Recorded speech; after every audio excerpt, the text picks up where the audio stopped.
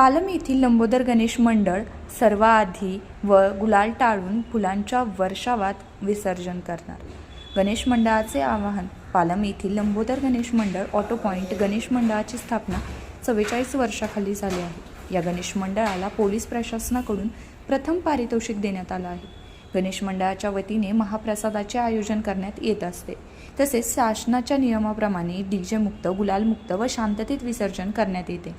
यावर्षी गणेश मंडळाच्या वतीने सर्वात आधी टाळ मृदुंगाच्या गजरात गणपती विसर्जन करण्यात येणार आहे।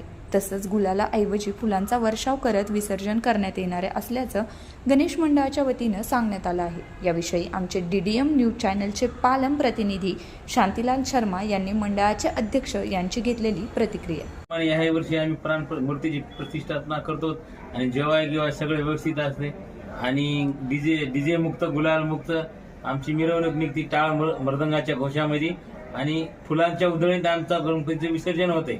आणि मानाचा गणपती आमचा 1982 पासून ची स्थापना झालेली आहे आणि आम्हाला पारितोषिक भेटलेलं आहे कलेक्टर साहेबांकडून आणि SP साहेबांना मान सन्मान देऊन आम्हाला प्रथम अवॉर्ड दिलेला आहे। तरी बी त्यावर्षी लोक आमचा आदर्श घेतात। जेवणाचं 10,000 लोकसंख्या पूर्ण तालुका येऊन आमच्यापाशी जेवतोय। जेवणाचं नियोजन सगळं नियोजन छान असतंय।